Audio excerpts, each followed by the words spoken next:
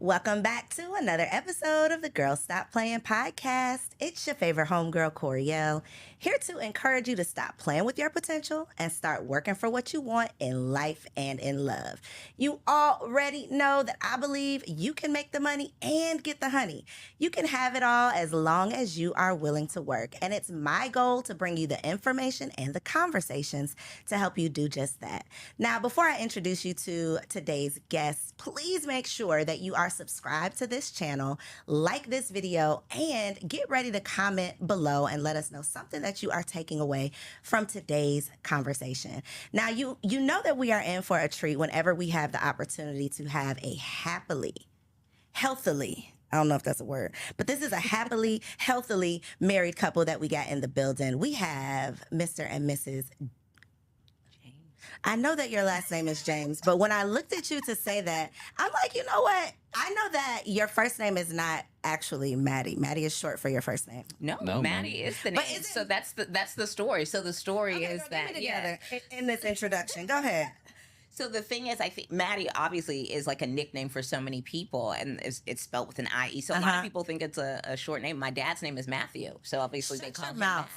But back in '84, when I was born, they weren't sure if I was going to be a boy or girl, so they were going to name me Matt. But then I came out a girl, so then they came up with Maddie. Yeah. Can I explain myself? Okay, now Maya. I was about to say, now, girl, Maya's story is different. Maya, my sister, is different. I was like, yes. now if I got this wrong, she's really gonna kill me. Okay. We all just learned something. Okay, so we have the Jameses in the building. Maddie and Chris are here. Y'all welcome. Hey, Coach. Hey, how you doing? I'm excited to talk to y'all. It's always a treat when I can have a couple in the building because, you know, it'd be pulling teeth to get these men down to the studio, but Chris is in the look at his face. Look at it. Pulling. Why the husbands? We were The so husbands- excited to see you. I am when glad. we saw you guys. Look, and the men, I'm like, y'all men need to get like a support group or something. A husband, father, manly They man. need to like have like more like guy strips and stuff. Like they really Yes. do because We're working on it. Yeah, Yeah, me and the men behind the scene, we're working on it. Yeah, it's the He's like thing. part of the men's group at his church, which is so great because it's like all of them are like in the same walk of life. Yes. You know what I mean? And- Because like even our pastor's a millennial with small kids, so Got like you. all of them can relate to each other. And that's the thing as we like go through these life transitions, and like you mentioned, we saw y'all. I had a baby like a week prior. No, It's I couldn't literally, believe you were outside. Girl, I could not wait to get outside. Okay, you know, I was like in jail, like in a jail cell, crossing off on the calendar. I had crossed off that last day. Okay, and I was ready to get outside. But seeing other people, probably like the look on our face was just like somebody who understands Yeah. what is happening. Anytime I see a mom, it's just like, this is real ghetto. Anytime we're together and we see a couple, we're like, man, how are y'all doing it? And I think it was one of those moments like, y'all have 3 kids. Yeah. What is happening? Yeah. So let's start there. Yeah. Y'all have 3 children. We do. Yeah. How? Tell the people how old your children are and then just like how is life lifing? So we have 3 kids, 2 girls and a boy. Mesa, Caliana, and Christian. Mesa is 8, Caliana is 5, and Christian is 3. That's kind of wild because I've like seen them grow up like Yeah, they pretty much have Yeah. grown up online. so, seriously, yeah. because you were you when you had your first child. So the people who are like true to this and not new to Yes, this, they we've know. literally seen you Yes, become a mother, yeah. and you say 8. And I'm like, oh my god, how old am I? Yeah, If I've no, seen people you. like are upset, especially because Christian, our son, who is our youngest, he was a pandemic baby. He was born on the first day of 2020. He was born New Year's Day. So him and my father-in-law actually have the same birthday. Wow. So it's just funny. So people will see him. They're like, no, this is not the baby because he's 3. And I was like, no. He's grown now. Yeah. So, yeah. Chris, was it important to you to try for a son, or were you cool with 2 girls? No, I was actually good with 2 girls. Our birth story actually is, you know, we have 3 kids and we have 2 angel babies. Yeah. So Oh, by the time Christian came around, Christian was our 5th pregnancy. Mm-hmm. And so Mm-hmm. with all of the things that we did to get the 2 here, I was like, you know, Whatever you don't we have to get, do this. Yes. if you don't want to, yes, you know? Yes. You don't have to. And because I grew up with like in like a predominantly male environment, I was like, we cool. Like, we not that cool. Like, Yeah. it's just a boy. Yeah. So we had a bunch of them. We had a Gotcha. bunch of nephews. I was like, you Gotcha. can. But Maddie had the complete opposite experience. Like, her mom has 5 other sisters. It's me and Maya. It's just the 2 of us. So I've never had a brother. Mm-hmm. A lot of my cousins are girls as well. So I wanted that energy, and then especially because he's right. He did grow up in a predominantly male environment, and I love my brothers-in-law. Like, they're so wonderful, and they have sons, and I love my nephews. And I was like, I would love to have this experience because I've had such a positive one so far. Marrying into Chris's family. So I was like, you know what? Let's try for it. Chris is right. We've had every single birth experience. We had the C-section. I've done the natural, no Medication, pain management whatsoever. And then I've had anesthesia. I didn't get an epidural. But we've had all of those. And, that is really taxing. Like, labor is hard. But I really like being a mom. I really do. Okay, we're gonna unpack that statement, and we're gonna get back to that. But I want to kind of circle back around to the birth experience. Sure. I was not aware. Your girl be trying to do a little bit of research, but I was not aware of this. How did that affect your relationship? I think, and are y'all okay with talking about it? For sure. Okay. Yeah, the reason I really want to kind of go back into that a little bit is because these are those topics that people experience. It's a tough. No matter how you think you're prepared, you can't prepare for that. You can have the best partner in the world and it still be very painful. And when you're the one going through it, if you haven't heard someone else's experience, you're beating yourself up. You're thinking that you did something wrong. Something must be wrong with so what was your experience like? And then if you are at a point where you could possibly either of you offer advice to someone who may go through something similar, how do they get through it? Yeah, I mean, we both have 2 very different but necessary perspectives, because, I was the only one going through it physically, but, emotionally, that is so impactful to a couple. And I think what it was for me was, I think our first miscarriage, which we had before we had Mazo, was really what gut punched us as a couple, as a unit. That was really, really hard. How far before Mazo? Was that 3 years? 2.5 years or so. Okay. Yeah. And it was in 2011. We got married in 2009. First miscarriage was in 2011. And we had her in 2014. Yeah. And it was just hard. It was physically the hardest thing I had ever done. It was really, really hard. And of course, you know the concept of a miscarriage. You don't ever expect that it'll be you. It's actually very common, which we learned later on, but you just don't expect it. One of my favorite things about my husband is how honestly, how anointed he is, how he just gets the word immediately, his relationship with God. It's definitely helped me grow in my faith. But it was the first time I had ever seen Chris question God. That is how much it rocked us.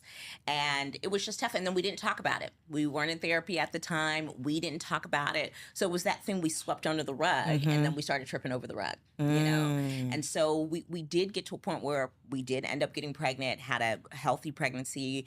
The labor was pretty traumatic. I ended up having an emergency C-section, lost a lot of blood to the point where they wanted to give me a transfusion. I was like, baby, it's between me and God, so no thanks. And that was a lot. And then probably about 1.5 years later, we got separated. And a lot of that was deeply rooted in not unpacking. The unhealed. Yeah, we were depressed for literally 4 years? So we spent a good 5 years in a active an active depression. Yeah. It was one of those. What does that look like from your perspective, Chris? Personally, and then your perception of what Maddie was going through. It just looked like work. I realized that my coping mechanism was working more. I always thought I could just work my way out of things, right? Physical labor, right? And I've always been a fairly introspective person, but what I learned on the back end is that I had to do more of the mental and emotional and spiritual work because, like Maddie said, I really did. I started questioning faith, and even to the point where I lost faith, right? Where it just didn't seem like it served me. And, eventually you realize that that's not you that has that idea. But, that idea comes from an enemy that's trying to get you further away from where you're supposed to be. But yeah, like Maddie spoke to the first one, it was it was just one of those things where you know, looking back on it, you're young, you don't know. It's a trial that you have to go through where it's just like, you know, I did everything right. Right? Why me? Yeah. How did this happen to why me, right? Like, I'm the person that, like, I love you, try though. to color God. inside the lines. Yeah. You know, try to color inside the lines, try to do the honoring the parents thing, you know, take care of my responsibilities at home and in the world, you know, approach the world as a responsible citizen. And it was just like, man, why me, right? And so you realize once you enter into this club, you know, of miscarriages and the Angel Baby Club, that it's a pretty big club. It's a huge club. But it's one of those things that we don't talk about until you get there. You notice that, you know, when you come across people, it's just the silent acknowledgement. Yeah. It's the, oh yeah, I've been there. And one of the things that really helped me get through it is that once we started to seek counsel on it, my spiritual counselor, my pastor, he had gone through it too. And the key takeaway when we went to individual counseling and marriage counseling and couples counseling while we were trying to, you know, get our stuff together was we didn't know that you were supposed to allow for the grieving process, right? When you go through it medically, you know, the medical profession has such like a jaded approach to it. It's like, yeah, this happens all the time. You know, like an in and out, a procedure, not a person. Right? Totally that. Yeah. And it's not something that they really consider that you have to labor with that entire process. They're just like, you know, physically you're okay, try again. That's pretty much what they told us. But emotionally, you have to go through a process, you know? Right? And it's not just you who's going physically through it; it's your partner as well. That's the part. And that was really, I mean, that was a big revelation, I think, for me in counseling for us in therapy. So had y'all gone to therapy? Had you gone to therapy like premarital or pre any of this or post? Was that like your first time going We into had done detox? premarital, but once we got married, we had never done therapy until Gotcha. we got separated. Yeah. So what was immediately prior to the separation? What was like the final straw? I just think everything. I think everything just came together. It'd be like, you know, arguments. It would be, you know, focusing on work instead of each other. It would just be like, it just was, we were literally not ourselves. We were just like, It was like we had masks on. We were like not ourselves. We got caught up. Like we got too deep into our coping mechanisms, right? And because of our personality types, what ended up happening is because I lean introvert, I just got within myself, right? And then Maddie is extrovert, like textbook extrovert, so right? I was just doing so much. Yeah, just all over the place, moving, doing work, trying to just. But you had one child already. Maisie was about, and so. Yeah, when we got separated, she was about 2. So I, you know, trapped myself. I lost myself in like the work of just like being a dad and securing this one, right? Because I had felt when we had the first one, it was like we had the first miscarriage. I could not. There's an insecurity that comes in like knowing as a man I couldn't do anything about this. Right? Like I couldn't protect my wife from this. I couldn't protect the baby from this. I'm supposed to be doing this. Right? And so by the time Mesa came, I didn't realize I was kind of like overdoing it in the dad department. Like overcompensating. Yeah. And then with Maddie, because she was just like so like out in the world, because from what we uncovered during therapy is that even though we had the second baby, the pain of the first, like not being able to get it done was still, it was a lot for her, right? And both I and Mesa reminded her of that. Yeah. And so because I couldn't get through on that end, you focus your attention. Focus there, and we just stopped talking. And I mean, you know, everybody know the key to the relationship is just like communicate. Yep. But I felt like y'all like walking through the house like I'm passing you on the stairs and I'm not speaking. No, not really. It was just more. But y'all weren't having deep conversations. Yeah, nothing was deep. It was just like no depth. all right, do what you got to do. I see you when I see you. And then it was just, you know, a big argument one day, and it was just like, it was just like one of us has to leave. I'm the extrovert, so I was already moving a lot. I was like, okay, I'm gonna leave. We were separated probably for about 4 months. Girl, where did you go, girl? I went and I got an apartment. And I got Nowhere really. Nowhere. When I say I was literally down the street. Nowhere really. Honestly, I was like, this isn't gonna work if you're always here. If you don't leave. Yeah. If you're gonna leave. That was low key kind of hilarious. It was like, we're not even good at being separated. It's like, if you're here every day, then why are we paying a rent? Somewhere. And thank God for our village. I mean, and I talk about this all the time. It makes me emotional, but it was like, the way my mother-in-law showed up for me during our separation, you would have thought she was my mother. And, we're really fortunate because I talk about this all the time. Chris is the only person I've dated whose parents were together. Any boyfriend that I've ever had, his parents were divorced or they were never married and they weren't together. And both sets of our parents are, they're married and coincidentally married the same year. So this year, our parents will be married 43 years. 43 years. So my parents this month, and I think his parents in August. And so, and they're certainly not perfect. I don't say that, but to have an example of what it looks like to work through, to fight through, and to not just throw in the towel.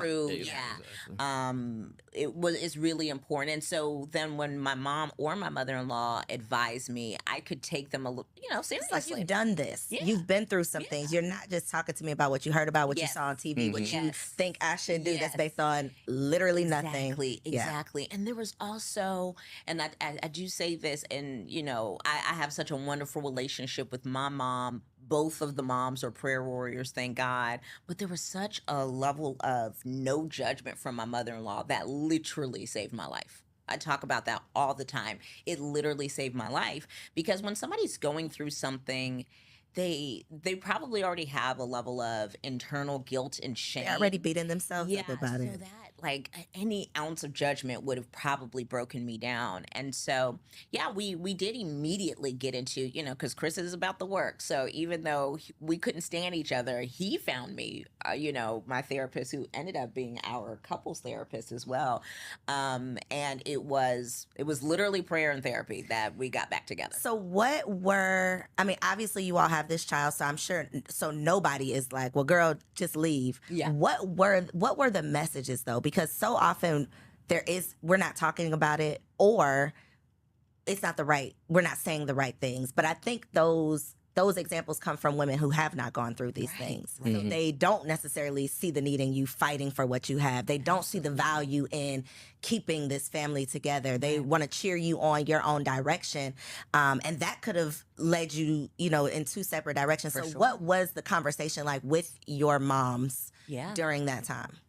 I think the thing that was really huge, and you see the opposite so many times, on social media, but the number one piece of advice from both my mom and my mother-in-law is that part of why you fight for your marriage is for your children. We have made marriage so self-absorbed, and it's like your marriage doesn't just affect you. My marriage affects my children. It definitely affects your spouse. It affects your children. It affects the family that you've made, right? Like I no longer just have Maya as a sibling, right? I now have 2 brothers and another sister, and actually more because each of his brothers are married. So they're my sisters as well. I have nieces and nephews because of their commitment in their marriages. And so this is a ripple effect on various people, right? For me too, personally, the thing I love about us is that we were both willing to do the work more than we were willing to let go of it. Or win the fight or be right. Yeah, exactly. Yeah. Like we were so, even if it was just an ounce, we were more willing to do the work than be right, And I always say that. I think one of the most important lessons I have learned in my 30s, I just turned 39. So I'm like, in my last year of my 30s, what have I learned that has been so profound? And is that I'm more focused on being ready to work than being right. Like being right is so useless. It is. It's so useless. After the 30 seconds of you feeling so proud that you're right, then what do you have? Yeah. You know? Yeah. And for me, this was something that was fixable. I understand that there are some people who are in situations that are not fixable. This was fixable. And so I was like, was I going to let my pride prevent me from doing work to fix my marriage, which would have fractured how my daughter would have now seen relationships? That part. And that, you know, because that is the number one place, that's the first place you learn about relationships. Yep. And is it worth it? And so I always bring up the Godfather, Kevin Samuels. Don't close out. Don't log off. Listen, stay with me, okay? Chris, for you, I have to ask really quick. Kevin Samuels, yes or no? How did you feel? I'm neutral. Neutral, okay. But I'm just like that on all things, right? You know, I can see all sides of it, but I'm neutral. You could take the good, you could leave the bad, you could see. I feel like he had, in some instances, he had solid messages. His tone and delivery was off a lot of times. A lot of times. You know, like if you're really out here trying to help people, you can't be like the helper and the shock jock at the same time. And that was his issue. He was, you know, trying to help people in an entertaining way. It wasn't always entertaining. Sometimes it was just me. Yeah, sometimes it was just me. The problem was if the entertainment is discouragement, that's where that is where the people have the problem. However, the reason I brought him up is because what you just said when you said like this, it's kind of opposite of what we hear on social media. Social media will have you out here broke, baby, without a job, without a man, girl with nothing, just to be right, on social media, baby, just to be right, just to post, just for Twitter to agree with you for 6 hours. Get out of here with that, okay? But Kevin Samuels was saying a lot of the opposite of what is of what's popular on social media. And one of his messages, like common messages that I heard so many times, is he would call women out on being home wreckers, in the sense of having so much pride that they literally wreck their home.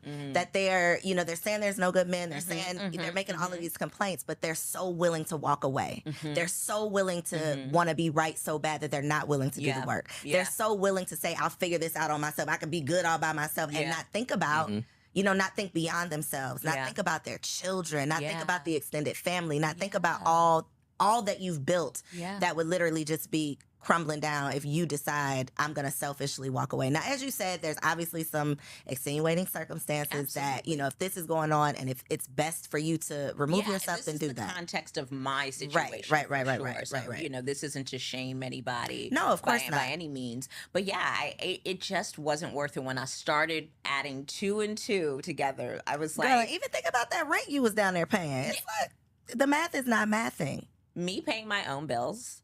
Let me be clear. Because I need to come on back, Chris. I need to come on back. Was not interested at all. At all. And the other blessing is that Chris really is my friend. Because even through that, like, I would be like on the phone with him, like, this rent is like I think that was the impetus of everything, man. It was like when it happened, right? When the separation happened, I already went into it like, I'm just not gonna leave you out there.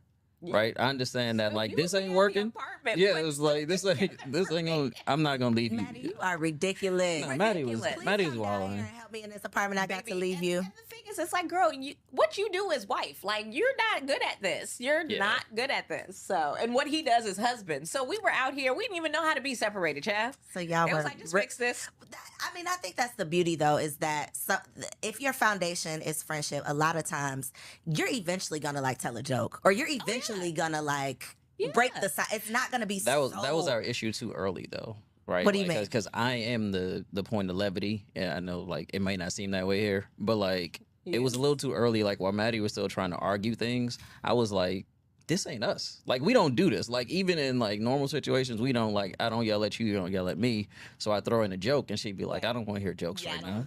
We're supposed to be upset at each other. I was like, you can be upset if you want, but he was like laughing at me. He was like, this is not going to last. Like, he's like, this is not what we do. Yeah. And what was funny is very opposite of what happened after our first miscarriage. During our separation, he had so much faith. He had so much joy. Or at least if you didn't, you surely put on a good front. No, I did, because like I said, I fell so deep into that hole of darkness that once we hit rock bottom and we separated, it came to a point where I had to look at myself and be like, you're either going to be here, or if you want this daughter that you've poured so much energy into to like get the best out of the situation, regardless of what happened, you got to snap it together. Yeah. So Did that's she what stay I with lean you or heavy. did she go with Maddie? She was with me. Yeah. Okay. So I had to lean heavily into it was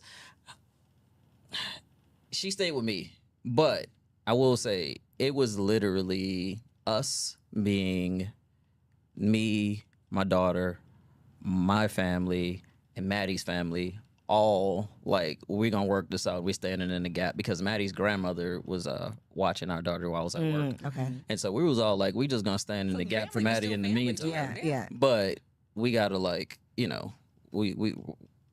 we gonna figure it out. Yeah. So were y'all still like going to family functions together? Nah. No. Okay. I was trying my best. A little bit. Okay. Yeah. Okay. I was trying my best to like keep that line of separation. But like I said, Maddie just kept showing up because I needed the space. Okay. No, I did needed the need space. that like space. I do think that separation, physical. I was in bad shape. I'm not gonna lie. Like outside of just spiritually, I had lost like 30 pounds. Yeah, and I he's had already like developed. So you were stressed I out. developed like an ulcer. I was like, I need to not be. I need to not. And he doesn't see drink and and deal smoke. with this, like, He eats so I healthy. could like focus on recovering before we can get back into that stuff. So like, I did need the I wanna space. say, as a woman whose love language is quality time, and I like to be like all up underneath, on top of my man. The That's fact me. that y'all said Yeah, that's it. the separation, y'all needed that. That is just like We were in a really bad place. Like now, I am under him all the time, and quality time, Furthest thing. it's the furthest thing. Like we took the love languages quiz, and it's the last thing. But we're together all the time because we run our company together now and all of that. But yeah, at that time it was needed, and I think what I learned from that is, to me, one, I learned that both people have to be willing to do the work. One person cannot work on the relationship, so that was one blessing.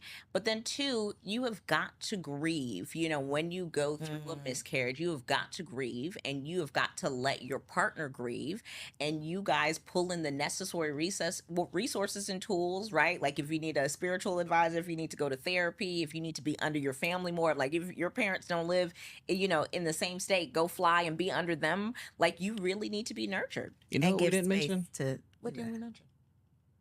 Because I remember when we were talking about tipping point and when we because we were operating at whatever that base level was, but Right. it's the second miscarriage. I was about to Yes. say, It when was did this happen? After Okay. Mesa was born. Yeah, after Maisel was So we had the one before, we had Mesa, then we had the one after. Yep. Second that's what- miscarriage. What? Okay. And that's what That is amplified. Actually, yeah, that is what amplified. So the did separation. you have any postpartum with Mesa? I did. Oh, it was I it did. was So I did. So you never it was dealt a with the long grief. Yeah, and it was postpartum long period. because my recovery was so long because of not only having a C-section but the loss of blood. So Mm. I had already deemed myself inadequate, and then that second miscarriage was Just like, did you yeah, in. it just like confirmed it, right? Yeah. Which is not a truth at all. Only to have two kids later, Mhm, right. But yeah, I think that was really, really hard, and I never dealt with that. I never dealt with So that. even the second time, did you all try to deal with it the same way you did with the first? Yeah, we which was just like- stayed busy. we were worse off. Yeah, we were already worse Because off. we never dealt with it the first Yeah, time. and then you have a kid, so a lot of your energy that you would have spent to even get over that is now being poured into a child. So much Yeah. to unpack here, because another thing that we don't ever talk about is the impact that becoming parents has on your partnership, even the best partnership. So you all were kind of already operating below where your norm, because you were dealing with the residuals of Yep. this first miscarriage. Then you become parents, which It's so is tough. supposed to be a blessing, right? This Yeah. is the blessing. You have successfully made it to the finish line, but Yep. then that blessing comes with so much too. Yeah. So Sleep that's even a deprivation. whole thing of like, I don't want to feel ungrateful Right. for Right. this Right. blessing. Right. Right.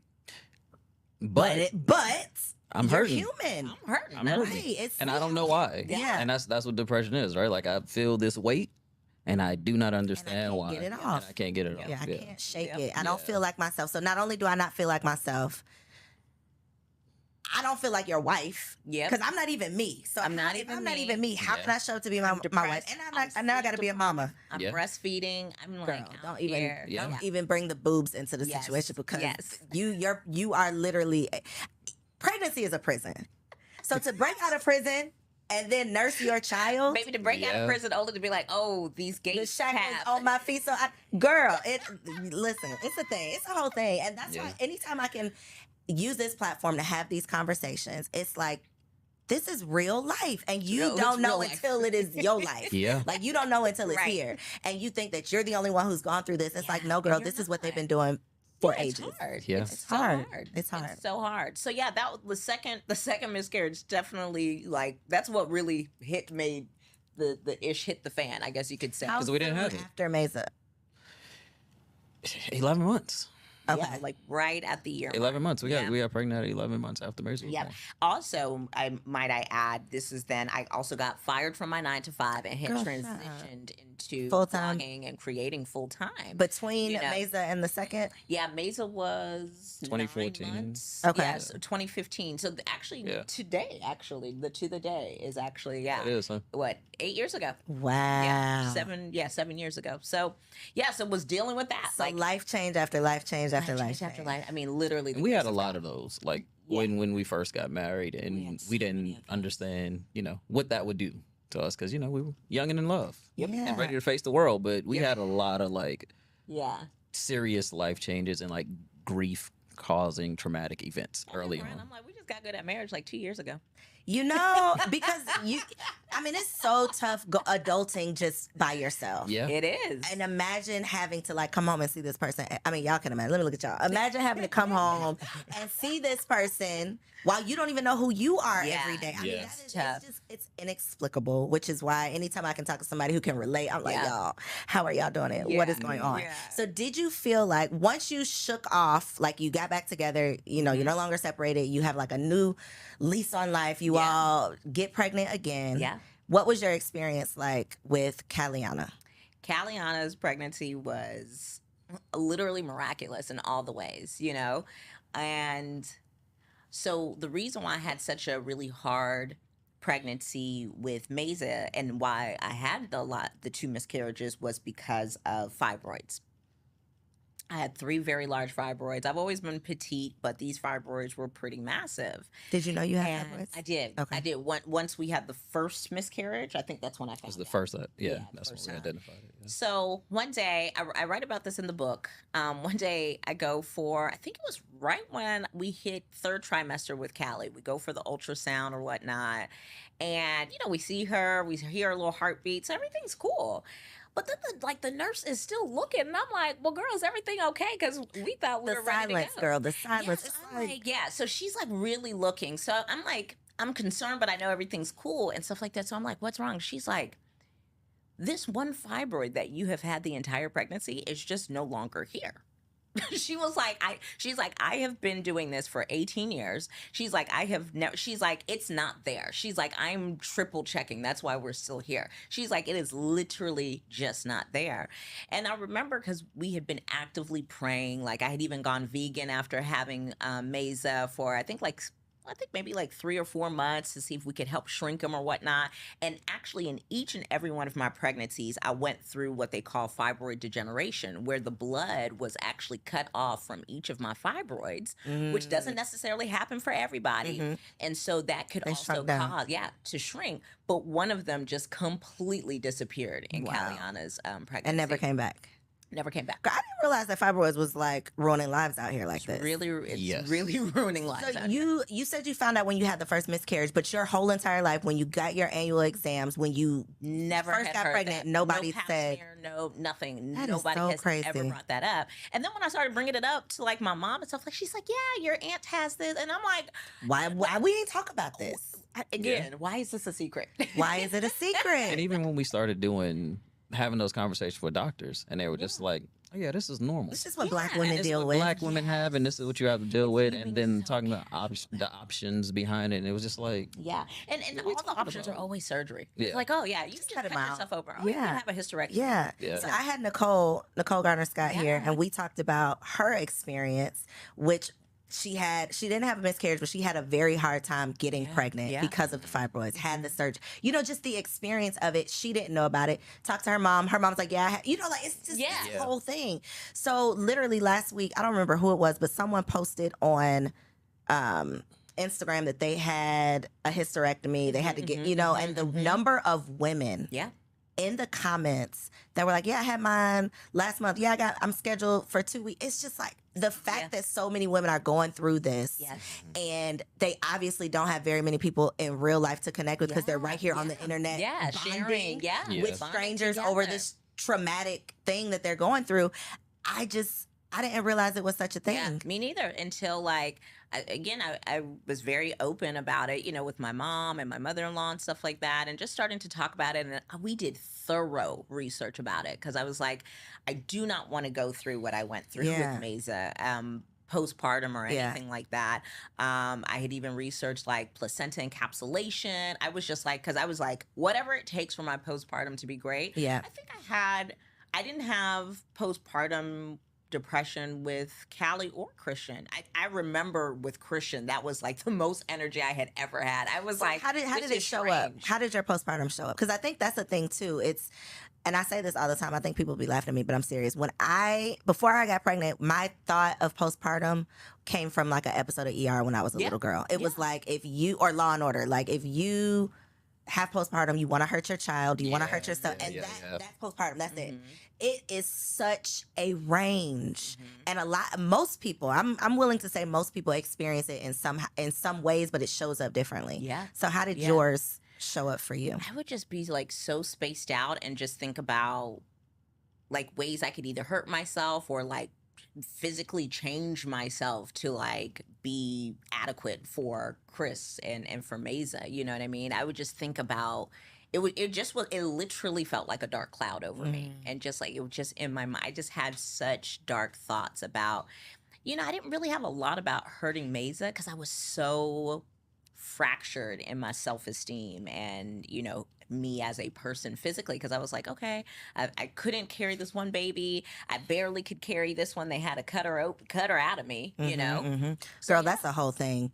That is a whole thing. Beating yourself up around your birth experience. It's like, if the experience is not bad enough, what you do to yourself, the inadequacy of it all, the feeling like my thought was, how come my body couldn't do what it needed to do? Right. So that is a whole thing. Again, if you're the only one who's ever gone through it in your mind, then what's wrong with you? Exactly. Would you say that you had any type of, we don't ever talk about this with men, like what was your, I guess, postpartum experience?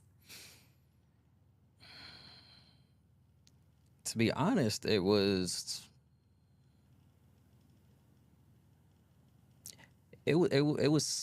sadness, right? It was a sadness that, again, that came with the fact that like there's nothing I can do about it. Like our emergency C-section was heavy, and then later to find out that it was unnecessary. Yeah, that's it was like, but the way in which it happened, and like, there were some things that happened on the operating table that I was privy to while Maddie was knocked out, between like the conversations that was had. Like, we weren't there, and like, this ain't a human being outside of just being my wife. Like, this is a human being. We just like so callously talking about whether or not we're gonna let her be here or not, right? And then there were just some things that happened on the operating table where I just don't get, like, it's just like, it's very visceral, and that. And then to watch her come through it, or try to get through it, it literally took us 6 months or so until she could like move around. Wow. Yeah. Right? And then that her lull or her funk that she was in was about another year. And in that space and time, we got pregnant again. We got pregnant again. Then we had miscarriage. And so I was just like, I was tired, one, because, I'm heavy into the parenting of a newborn. And right? I'm newborn, then I'm at work, and then I check on my wife. And then, two, you have, the sadness was just that, like, man, there's really nothing I can do about it. There's nothing that I know about it. It's like, I'm a heavy researcher on things, but in this situation, one, I just didn't know what to look for, right? Because, like, what's happening?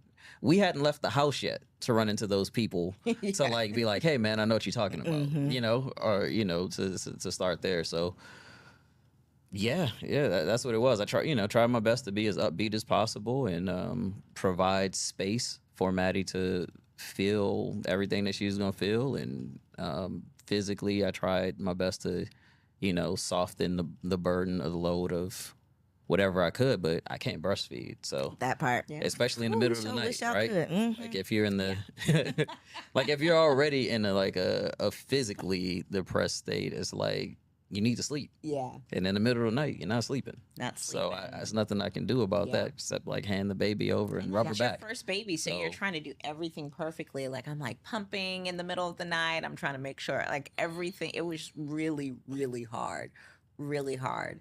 But yeah, But yeah, it was really just, I don't know, just balancing that weird dichotomy of like, man, this is really awesome because I have this baby here, and the love that surrounds that, and the admiration that you have for your wife for going through it, and I'm happy and all that. There's the joy of that, but then there's the sadness of like the aftermath, And The reality of it Yeah, all. It's yeah. like, it's a lot. Yeah. It is a lot. And I cannot believe that y'all been parenting like this. Like people just been having these kids doing all these things Yeah. for years. yeah, It's not for the weak. it's definitely not for the weak. Marriage It's is not for the also weak. not for the weak. It's just not. It's absolutely not.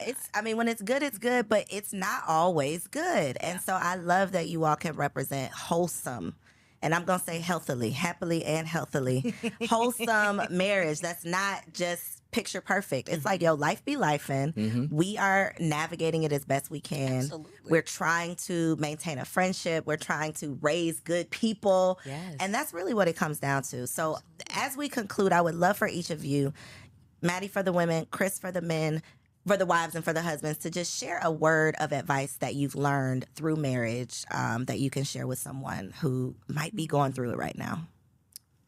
Do you have something? Anything off the top? This is the one thing I always say, like husbands, where am I? That's my Right camera. here. Right here? Okay. Husbands, try your best to learn to speak to your wife's heart, because that's where her baseline of understanding comes from. It's how she feels about what you're saying. You may logically say all the right things. You may fundamentally feel like you're doing all the right things. But if she doesn't feel it, you all won't feel it. So try your best to do the things and say the words that speak to her heart. That's good. Yeah. I think the first thing that comes to mind is stop thinking and doing, right? Stop thinking and thinking that you need to be everything to everyone, because that is literally costing you your peace. And that is literally not your purpose. Your purpose is not to be everything to everyone. That's God's purpose, and He has it on lock. You're supposed to do what you're supposed to do. And you sometimes have to stop and step back and reevaluate what really matters, right? Talk to your husband. What matters to you guys, right? Because yes, what matters to you is important. So I definitely don't want to negate that. But if you're in a marriage, it's what's important to you guys, right? We don't need, respectfully, you don't need a bunch of third party opinions, right? I'm the only person married to Chris. Chris is the only person married to me. I respect what my parents have to say. I respect what my therapist has to say. But at the end of the day, we are making decisions together as a couple. I don't care how social media thinks, what they think about my marriage. If they think it's great, cool. If you don't, that's cool too. You know what I mean? I'm okay with not pleasing everyone around me as long as my husband is at peace with me and I'm at peace with him. So stop trying to be everything to everybody or trying to make your marriage seem like it's an example for others. That's not what your marriage is. It is not a tool. It is supposed to be your safe haven. And do whatever it takes for you and your spouse to feel safe with one another. I love that. I love that. Cannot let you leave though, Maddie, without telling us about Everyday Magic. Yes, please get Everyday Magic, The Joy of Not Being Everything and Still Being More Than Enough. It is my book, available on Amazon, Barnes & Noble, Books A Million, pretty much wherever books are sold, Target.com. And it really, I talk about, our story in the book, and I really talk about how to navigate the work of every day, because it's a lot for, it's a lot for all of us, but of course, as a wife and a mother, I speak from that perspective, how my faith has helped me. And just like sometimes you forget because you got so much going on. So it's pretty much like a big reference book of like, hey, here are the appointments you need to make, monthly, yearly, weekly. So practical information. Yeah, it's really a practical approach to everyday life. So I hope you're encouraged when you read it. Check it out. I read it on Audible, but get the physical book too so you can highlight some stuff and reference it. I love it. I just love y'all. We got to hang out in real life with people who get. Do y'all have a lot of couple friends? We do. Because do they come from church? That's also the key, though. Or no? Have you couple friends? Yeah. Okay. Yeah. We're learning that. Well, the key is like in marriage and in parenting, you gotta do life together, man. Yeah, you need peers. You gotta find people at your same level when you gotta do it together. That doesn't mean that everybody's privy to the inner workings of your marriage. Yeah. But it is good to have that group village. Of people. You always reference that village. The village is literally key. Your birthday, that was the village, baby. I said she was not lying, baby. Look at this village. That is a village. All the time, and I was like, no, y'all, really, the village is not hypothetical. No, it's a real village. But to your question, though, yes, they come from church, but they also come from life. We have some lifelong friends in there. We have some people who are work associates that became friends. So they come from everywhere. Yeah. It's just that y'all just collect good people. Yeah, it's just that we've made we've made it our goal to just like curate good relationships with people all around us. And really for us, we're like, we want to, at this point in our lives, we want to have the people that are around us, the people that we include in our village, no matter where they come from, they need to all be able to coexist. Yeah. Instead of having those pockets. Yeah, exactly. Like when we were which is why 8 people were at my house for the birthday. They were. It was beautiful. That was beautiful, and I love that, not just for you but for your kids. Yeah. And I know y'all have a big family, but the extended village is just like the extended village. I love that for y'all. Yeah, invite us next time. All right, y'all. Thank you for tuning in. I'm gonna let y'all know if I get that invite. Okay, check my stories. Thank y'all for tuning in for another bomb episode. Be sure to grab a copy of Maddie's book. Chris, I don't think Chris got no Instagram. You find Chris on Maddie's page, okay? He'll be on there, okay? That's where he'll be. I love y'all. Appreciate you for being here. Thank you for being an example. Thank you for being so transparent because I haven't even looked at my notes. We didn't talk about nothing that I thought we were going to talk about. Chris did it. That was Chris. Chris took us down that detour and I appreciated it. North Star. Yes. He's like, I did. You did it. Thank y'all for tuning in. See you on the next episode. If you enjoyed that episode, make sure you subscribe to the channel so you don't miss out on any upcoming content, and take it a step further and go ahead and join our private community over on Patreon because it comes with some pretty bomb perks, including early and discounted access to our upcoming events, behind-the-scene exclusives with some of your favorite guests, the opportunity to call in on an upcoming show, the chance to vote on topics and guests for brand new shows, and I'm even giving you unlimited access to my vault of business classes where I'm teaching you everything from Airbnb to developing digital products and everything in between. And you can get access to our Patreon for as little as $5 a month, okay? Get in where you fit in, and I'll see you on the inside. Peace.